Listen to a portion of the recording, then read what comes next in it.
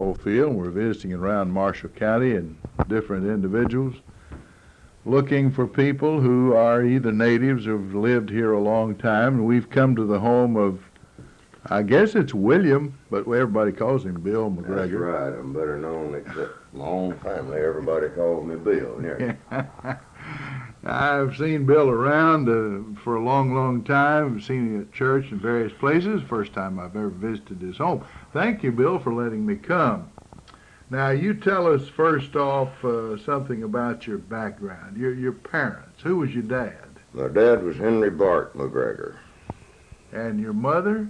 Ida Mae Henriksen. Okay. And, Do you happen to remember either side's grandparents? yes. My mother's grandfather was James Monroe, I suppose, Hendrickson. Uh-huh. He was a Civil War veteran. I remember him. He lived long enough for me to remember him, and also his wife, Aunt Celia Ann. She was a Smith. Mm-hmm. And they lived to be, I don't know how old Grandson they called him was when he died, but Granny was in her 90s when she died. Mm-hmm. They lived right up the road here they lived right over here on the corner when I can first remember 'em. So you're sort of in the same neighborhood. I'm right in where I was born and raised, right around here in this area. That's great. My mother was raised right there on the hill, just right up there across the road. Mm-hmm. Her father was John Wesley Hendrickson. And he married Sarah Castleberry. So we got a lot of relatives around in this country. We're kin to just about everybody you run into. We're some kin to them some way or other. Well, I'm going to be real cautious about getting out and talking about you, Bill, because somebody might hit me over the head. Well, I doubt that. They might think you knew more than they did. Oh, well, that's fine. Those are wonderful names, pioneers in the early days of Marshall County. And, of course, as you say, many of them, their descendants are still here. Well, that's very good. My grandfather on my father's side, I don't remember him. He died before I was born, I reckon. Mm-hmm. But my grandmother lived to be, she was 90 something when she died. Don't remember exact age. I may have it here somewhere, but. Well, that's sort of the way I am.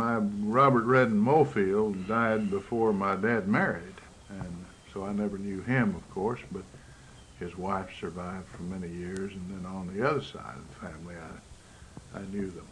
Well, you are right about where you grew up. Now, where did you go to school? Well, I started at Pleasant Valley. Just over down the Oak Clever Road here, a little piece was my first. Mm-hmm. My first school. Now, the first teacher I can remember was Thelma Jones, taught over there, and she lived right below us there, the first house down, and she used to take me to school with her. Mm-hmm. I don't know, I must have been around 5 years old, maybe a little older. That was my first experience at school, and then I'd say about my first school, after I was old enough to go to school, I went to school right over here across the field, Brazil. And Jim Woodall Bryan was the teacher. Now, I know you've heard of Dr. Woodall. Yeah. And he was, Dr. Woodall raised Jim Woodall Bryan. Mm-hmm. I don't know, he must have been a grandson or something to that effect. And if I remember right, he went on to be some kind of a special doctor. I don't know whether it's brain surgeon or what it was, but I think he and I haven't seen him in years. So I don't know if he's even still living or not. But people in all walks of life came out of those one-room schools. They sure did. Now, there were a lot of them back that day, but they've done away with all of them now. And you were near enough that you could sort of take a choice between two different ones. Yeah, I don't know why I was going to this school over here in Brazil when I lived up here on the Old Clever Road. And Pleasant Valley was actually closer. But my sister and I stayed at my aunt's. She just lived in a few yards of the schoolhouse. We stayed at our ranch that year and went to school. They were all county schools, and I guess they didn't draw the districts very carefully. Well, I guess not. Now, they moved Pleasant Valley. It used to be where my dad went to school, was back over off the Oak Level Road. Between there and, you've heard of Jimmy Hauser, I'm sure. Oh, I've Well, heard of that him. schoolhouse used to be about halfway from Harley Wood's farm, if you know where it is. It was situated over about halfway between there and the Hauser Road, over there where Jimmy Hauser's store was, where he went to school. But I never saw the building. It was long gone before I came along. All right. But I went to school at Benton off and on. My mother's going to high school. We moved out there and live a month or two, and then we'd move back to the farm. I went to school at Benton 2 or 3 times. Mm-hmm.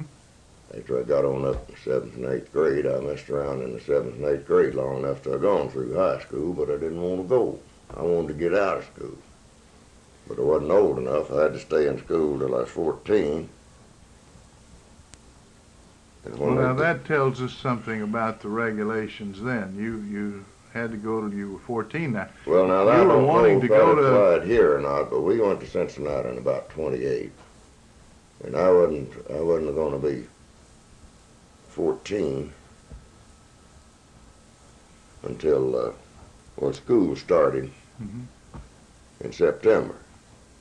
And I went to school up there from September till Christmas, and we came back down here on vacation. And when we went back, I never did go back to school. I went to work for a contractor. The fellow my dad was working for, he was a carpenter working for this guy.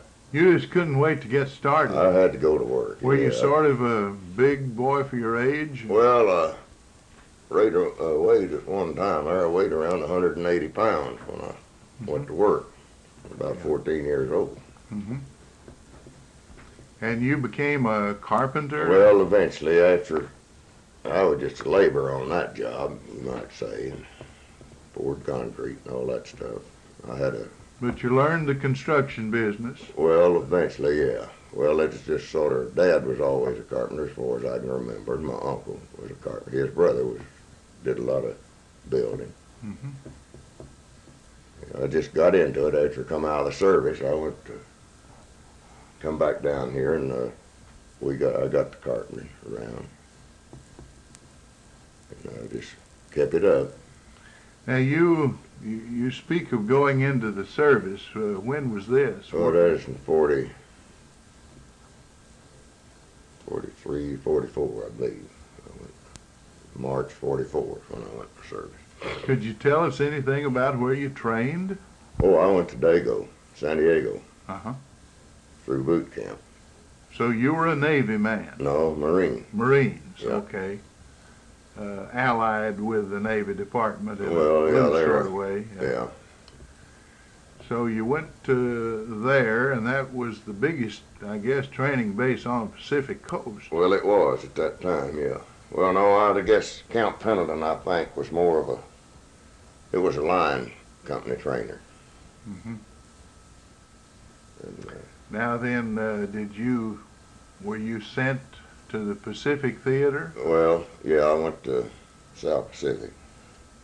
Went to Okinawa first. That was a rough place, wasn't it? Well, it was rough before I got there. It's pretty well all over by the time I got over there. But we went over there in typhoon season, and we couldn't even get in there. That typhoon had tore that island up, and we couldn't even get in there with the ship. We had to go in on landing craft. Mm-hmm. It tore Buckner Bay all to pieces, and it had a big PBY base there, and it tore those planes up just like scrap metal. Mm-hmm. And Although a typhoon is somewhat like a hurricane in the Florida area. yeah, it's a typhoon, I reckon, is more out in the ocean, and the hurricane comes ashore, and that did. It went ashore on that island, all right. Mm-hmm. But we were just behind it. We was 28 days getting across there. Well, the From Pacific Dago. is rather wide Yeah, compared well, to the we went a Atlantic. new route. We went across, and you may have heard of it, the old U.S. Grant. Mm-hmm. The Dutch built the ship, and the Germans captured it from them, and then we took it away from the Germans in World War One. Then it was sold to a steamship company, and then they come back and got it. And the Army condemned it once, and the Navy condemned it twice. And then they brought it around to New Orleans, put it in dry dock, patched it up, said it's good enough to send a bunch of Marines over there on. So they brought it around today, go and load us up. We didn't have radar or nothing on there. We made the cross. It was a good old ship. Mm-hmm. It's about as sturdy a ship as you'll find, I think. All right, now you came back from World War II. You went back into the construction business. No, I went back to, I wasn't in the construction business then. When the Depression hit in 28, 29, we moved back down here. And I messed around here working on the farm for different people. And things, and then about 36, I went back to Cincinnati. Went to work in the factory. And the man that I worked for in 28 or 29 was the same. He was personnel manager of a big paint factory up there. Mm-hmm. My brother found that out, and I got to Cincinnati one night. I went down there the next morning, and there he sat back there, and I could see him through the glass. Yeah. I walked in on him. He didn't know what to think. He put me to work that morning. He had an odd job there. He says, I know it's something you can do, and it's tearing out an old furnace back there. And he got me a temporary job there. He hired me temporarily, and I stayed there over 6 years in that factory. They moved me. He kept on. They got me in a place where I could stay. Yeah. Well, tell us how you met your wife. Well, I met her down here in a restaurant after I come back out of the service. Mm-hmm. Paul Seifert had a little restaurant down there, her brother-in-law. And, of course, the friend of mine that lived here, that we go down there, and she was there. I just met her. Mm-hmm. And she had a sister that I couldn't tell them apart to start with. Mm-hmm. And I believe Chalma Etheridge introduced me to her. Mm-hmm. And from that, we took it from there. We met, and I think we had our first date in February. You've been married how long? Well, this time I've been married, well, we married in 48. Mm-hmm. Been about 36 years. Mm-hmm. This is my second marriage. I've made a failure of the first one. Do you have any children? I got one boy by the first marriage. Mm-hmm. He's in Louisville. Right now, let me ask you about some of the experiences that you may have had as a young boy growing up, young man. Did you ever thrash any wheat? Oh, yeah, I thrashed wheat. I fed a wheat thrasher for 2 years. And what do you mean by feeding a wheat thrasher? Well, now, that's before they got these self-feeders. You stand on a table there, and you've got a table on each side of your thrasher. They pull these wagon loads of wheat up beside that, pitch that bundle off on that side table. You'd cut the wheat and you'd shocked it up in little bundles. And I've done that. You cut that with a binder. So you shock it and let it what dry. You're doing now, people haul it up on wagons and pitch it off on those tables. You got what you call bind cutters. Mm-hmm. You got a man on each side over here cutting strings on that bundle. And your job was a rough job. It was a dusty job, and it was hot. But I did love to feed that thrasher. There was a thrill about looking at them. I know when I was a kid, my great-grandfather, Hal Edwards, had an old steam thrasher. The last time that it ever ran, I believe, was 1930 or 31. After that, they all went to tractors. Yeah, they moved from, tractor was faster than the old steam engine, but I love them old steam engines. Boy, you'd see that big pipe there and the straw coming out and making a big pile, and they'd let the kids play on the straw pile. Yeah, we used to play in that straw pile when I was a kid. But the neighborhoods, there's certain area was considered one neighborhood. Well, all the farmers went together when the thrasher come into their neighborhood. They all thrashed this neighborhood out, and then another neighborhood would pick it up. You nearly had to trade work because it took several men to Oh, run it. yeah. Yeah. How same. many men would you say it took to run a thrasher? Oh, it was only, well, we had one on a tractor. He stayed with the tractor. And then the boss man, he stayed down there where the wheat come out, measure the wheat out. Mm-hmm. And then he had helpers sacking that wheat. Put that in a sack and haul it somewhere that they'd have a wheat maybe box. Maybe a couple more men. And then there was only two of us feeding it. All right. I'd feed off 2 loads, and then Ron would feed off 2 loads. That makes about 6. Yeah. Then you'd have men hauling up. Oh, yeah, we had, and pitching hay up on the wagon. You had to have somebody in the field, too, you know, pitching up hay, the wheat, to haul it to the thresher. But So all together, there was only 4 of us that went with that thresher. This man had 2 of his sons, Buer and Smith, run the tractor. Rawl and I fed, and Bert, he took care of the whole thing. He was overseas. He is the boss man. Another thing that amazed me, Bill, was the guy that tied that sack. Now, he could make a knot just like a cat could wink its eye. Yeah, known as a miller's knot. Yeah, I learned that of riding a combine, cutting wheat when they come out of that thrash and got away from the thrasher. Now this happened, they had got these combines and tractors and everything in here while I was gone, after the war, I guess, because they wasn't any tractors around here when I went to Cincinnati back in '36. It was all done by team. And all the wheat was cut by an individual binder. It was similar to a mowing machine, except wheat roll up on the canvas and go through that binder, and then tie it up in the bundle and kick it off over here, and you had a carriage over here. Some of them did. You put so many bundles on that carrier out there, and you trip it, and they'd dump it in a pile. You didn't have to go walk all over the field picking it up. But then some men had to go by and make a shock out of it. We had to go along, pick it up, and shock it. And you know, that was amazing to me, that they'd stack that in such a way that the rain didn't really bother it. You capped it. Oh, I've shocked a lot of it. You put a cap on it. Depend on the size of the shock. You pick up one of those bundles and you break that down from a string where it's tied around there. You break that down.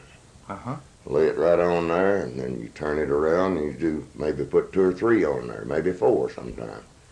That shock under the wheat under that's covered. Yeah. It's not going to get wet. Sometimes it come a storm, blow it down. You have to go back and do it over. Sometimes this Middle Fork Creek down here would get a crop. I'll thrash wheat that's been in that creek. The creek would get out and wash it down if they only had to get down there and get it. Boy, that was rough. That was a mess. Was rough. And the dust would fly everywhere where the water had been on it. And that got all over you, down your shirt collar, so to speak. It got all over you. Couldn't breathe. Rawl and I wore a bandana handkerchief over our noses, over our face. We wore goggles. Had to keep that dust and stuff from. Sometimes that wheat come up there and knock your eye out. I've had it sting my face lots of times. But that was always a thrill when the wheat thrasher come in the neighborhood. When I was a little kid, you get to go to the wheat thrasher when it got so close to home. Now, these fellas helped one another. Meantime, while you were, of course, working like dogs, the women weren't playing around. The neighborhood women were fixing dinner. And some of them would cook it and take it to wherever the meal was going to be, and they'd go in there and help set up a table on plank, maybe outside lots of times. Because after they got through cooking in the kitchen on a wood stove, it wasn't very cool in there. In fact, I wonder how they stood it. I don't know. I don't know how they stood it. But a lot of them would have cook a goat. They'd get somebody in the neighborhood. Well, Ewan Copeland was a good hand. He was a butcher, you know, and he was a good hand of cooking that goat.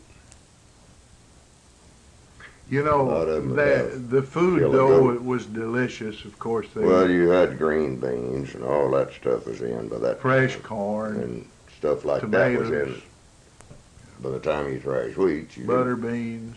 usually cut the wheat in June. You didn't thrash it till in July. Give it time to I know cure in the field. it left something in my vocabulary that I still use. If I attend a huge dinner of some sort, I say, "Well, this looks like a wheat thrashing." That's an old expression. Got enough here for a wheat thrashing. Yeah. Somebody go visiting maybe, and somebody will pile up a big meal there. Well, you got enough here for a wheat thrashing. Or a log rolling. That's Yeah. another old expression Yeah. I've heard. Now, people were right neighborly in those days, and they helped one another. Well, if you didn't have neighbors, you didn't have any. You was out of luck now. But everybody had neighbors. What are some of the other things they did together? Like you killed hogs, maybe? Yeah, that was another neighborhood Mhm. thing. You killed hogs, all the neighbors go in. Well, that is a lot of fun in Oh, the that fall. was something. Yeah, that was another red letter day. Hard Okay. work, but you Hog got killing. fresh meat. Oh, yeah. Oh, that was something else. I know by the time we'd kill hogs, we'd eaten on dry pork, bacon, middlings we called it, Mm-hmm. and you're tired of that. You get so strong and salty, you can't hardly eat it. And even liver tasted good the first meal. Oh, yeah, that was one of my favorites. Yeah. And of course, you'd always My mom would cook out the lard, and My mom had these big bread pans back then, everybody had. My mom would put a side of ribs and set it down in front of the fire, mhm, lean it back and prop it up on her flat irons that she did her ironing with. mhm. Seen that lots of times. And you could smell that all Oh, through brother, the house and could you hardly sure, wait. Sure could. Starve you to death. And fix a big pan of nice cornbread. Yeah, crackling cornbread. That was a big Mhm. thing too. After you kill hogs, cook out the lard. Most people back in those days, there don't too many people use lard anymore. They've come up with all this cholesterol and stuff. Uh-huh. But back in those days, people raised those hogs for the lard. I mean, to get all the lard they could.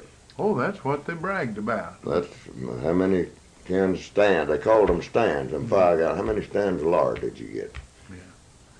And the poor fellow that got 2, somebody else made 3 and Yeah. just laughed at him. Something terrible. Now, I've seen my grandfather's hogs up here. He'd always pick out 4 or 5 hogs.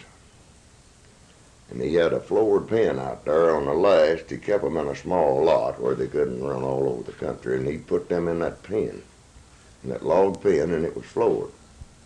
Of course, it had a cover on it. But he was fanatic about his animals anyway. And he'd feed those hogs there. And I've seen them crawl to the trough. They couldn't get up on their front feet. They'd be so fat they'd crawl up to that trough to eat. I've watched them do it. Yeah. Well, let me ask you, Bill, did you ever make any sorghum molasses in the fall? That was another big event. Yes, I've worked around the mill quite a bit, but one time I cooked some molasses one time. And if I do say more so myself, they were good molasses. And the finest Pierce will attest to that because we was cooking his sorghum when I got to. Yeah. My uncle had to go to the house for something, and he turned that over to me. But tell us what were the steps that a person had to go through with to make sorghum molasses? You started out in the spring, and you had to plant it about like corn, I guess. Yes, only thicker usually. Uh-huh. And you had to wait for that stuff to get ripe, head out. Then you got to go in there and strip it. Oh, now you knock the leaves off of it. Knock the fodder off. We'd trim down, say, a tobacco stick or anything there, make it sort of like a sword or something like that. Mm-hmm. Sometimes you cut little notches on it. Yeah. You just go down through there knocking that fodder off. Now, if I remember right, I've done that a few times, and there was something about the old fuzz that flew off of sorghum fodder that It just ate me alive. Burn you up. It's about the same thing in corn when it gets up over your head. Like I used to have to chop out corn, Uh-huh. and that fodder would be rubbing your neck and making it sore. Yeah, there was a fuzz on it, and there was a white substance, white powder on it, and I supposed, I didn't know, but I figured it to be starch Mm-hmm. that would come out of that Yeah. cane. I don't know what it was. Then when you went to the mill, and there was a mill in about every neighborhood that somebody operated, didn't they have a mule that walked around Well, my uncle here had what he called a two-horse mill. He always worked two. They just walked around in a circle. Had a big beam out here that turned that mill. and you had to insert these stalks between They had a the little two rack rollers. here. You'd stack it out here when you hauled it to the mill. You'd stack it anywhere you could get it around there as close to the mill, of course, you'd get it. You had a rack here. You go over here at the pile and get it. Somebody tried to keep that rack full, and a feeder stood there. And the fuller you kept that mill, the more juice you was going to get. And then the stalks would come out on this other side, and I've had to drag them stalks off. I had a great big fork, drag them stalks off out here and throw them up on a pile. Yeah, that was hard work. And of course your juice flow was on a gravity basis. The mill was higher than the furnace down here where the pan was. Uh-huh. You got a barrel over it, catch that juice, and then you got a pipe running down to the pan, and The spigot, come you up, let that out as you let it needed run in as you wanted it. Yeah, it is down to the foot of the pan where it run in there at, and then it gradually work its way. Of course, you had to stand there And and have at least two skimmers. those pans had sort of dividers in Well, there. yeah, they had fins across them, Uh-huh. about a little better than 6 inches wide, and they had a gate. Each one of them is alternated. Uh-huh. A little block of wood you could slip down in that, cut that juice off anytime you wanted, anywhere you wanted it up in that pan. Let it cook till it. But You- right up next to the flue of the furnace there was where you did your main cooking. It'd be cooking the water down back here, you know, and when you got up there's where you made your molasses. Uncle just used about 3 or 4 of those sections in there to do his main cooking. Mm-hmm. And he got a box. He had a wooden box sitting over here that under that spout, he'd pull the stopper and let it run out in that box, and then you'd draw it out. You had a spigot out there on the end of that box. You draw your molasses out of there. Bill, I believe you've remembered more about molasses making than anybody I've ever interviewed. Well, I've had to be in it quite a bit. That's why. You cut that Oh. sorghum and put it in little piles, you know, and you just go along here and pile it in little piles where you didn't do a lot of walking. You just pile it wherever you got a pile there so you could take 2 or 3 steps. And you got to go along and cut them heads off of that thing. That was our Yeah, for those- standard great dessert for breakfast of the morning. Hot Mhm. biscuits and plenty of butter and You couldn't wait for get new molasses. yeah. It's like it was about this fresh meat. Very good. Well, if it's been on the farm, I've done it Yeah. in the hard way. Some of the The jobs. younger generation don't know what work is on the farm, even though they may stay out there half a night. They're sitting up in a big tractor, air Listening conditioning to an it. FM radio. And I was you followed a team, and Yeah. I done everything the hard way. I've cut logs, worked at the sawmill. I know many of the times with small patches where you didn't get a cultivator around very easily, and my dad did have a cultivator, 2-horse JI case, but it took a whole round to plow 1 row of To go corn. down. Go down, then come back the other side. Mm-hmm. That was That's slow plowing. yeah. I can remember Then he'd using make a me 1-horse split the plow. middles. They'd bar it off. You know, a bull tongue? Yes, sir. Split the middles with a bull tongue. Well, we had mostly double shovels. They'd throw that dirt up with a turning plow when they laid it by. Uh-huh. If they didn't have a cultivator, as you said, if you couldn't get in there with a cultivator, you had to do it with a walking plow. Yeah. And then you go in there and split that with a double shovel. And then that rastus come along. Good And, plow. oh I like boy, that. that just put that double shovel in the shade. You could just hoe a crop with that rastus, Yeah. really. Had a little fender on it. Mm-hmm. If the stuff is too small. Well, Bill, you know that half hour is all gone, but about You a don't- minute's you don't mean it. time. And do you have anything special you'd like to say? Well, not that I know of. I'm just blank most of the time You anyway. don't have to have a big joke you can tell us, something Well, funny not- that happened to you maybe. Not really. You didn't climb up the tree after a possum and fall out. No, but I've climbed a lot of trees and swung out of the top of them and get stranded about halfway up and have to get somebody else to climb over and help me bring it on down. Now, we used to do that. Oh, that'd take too long to tell that. Well, we certainly thank I you. never thought of it in time. And we appreciate you and your wife Well, allowing me to come. I hope so.